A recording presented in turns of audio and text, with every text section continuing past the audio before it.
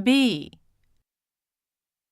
We're in the studio today with Mr. James Rogan, renowned translator, translating from Japanese into English.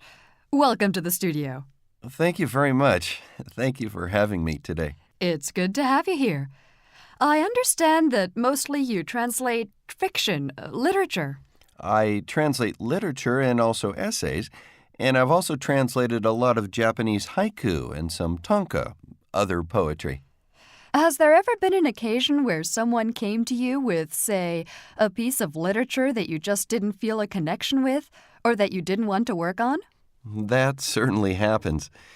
One of the things I would say about translating is that, in a way, translation is a great test of the original literature. When you begin to translate it, the real strength or weakness of the writer rapidly becomes apparent. What are some of the difficulties a translator faces?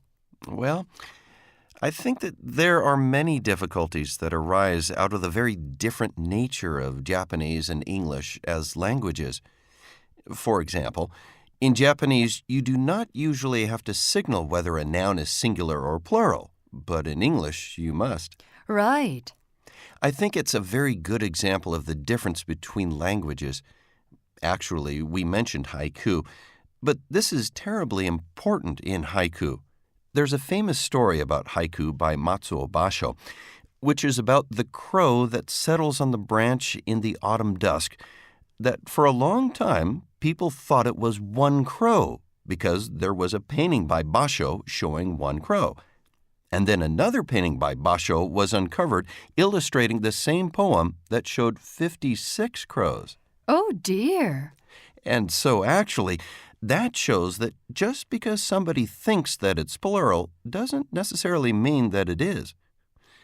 In other words, there is always an element of interpretation.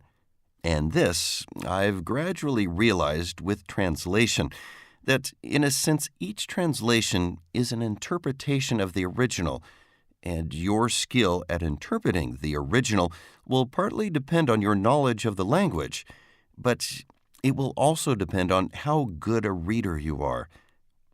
And so, the native speaker doesn't necessarily have an advantage over the foreigner in that respect. James, what advice would you give someone who wants to become a translator? One of the things I feel is, these days in Japan, there are more and more bilingual people. Yes?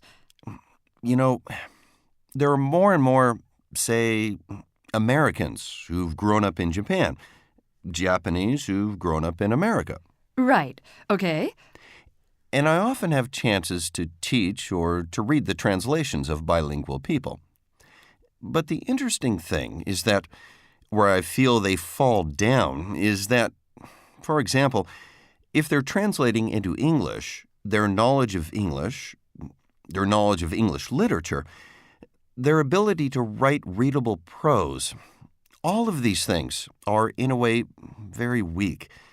And I think that people, if they focus too much on just, do I understand the original? Can I express it in the other language? Then they miss the fact that actually translation demands a great deal more than that. So that what I feel is, it's not enough to be bilingual. You have to be bicultural. And to be bicultural is extremely difficult and demanding. Yes.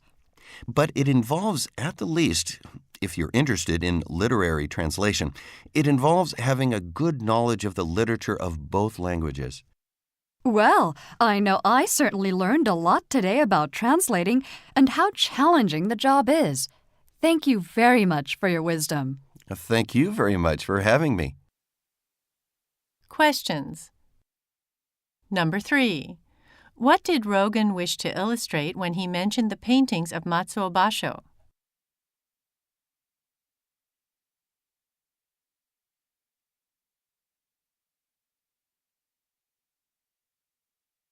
Number 4. What advice does Rogan give people wanting to become good translators?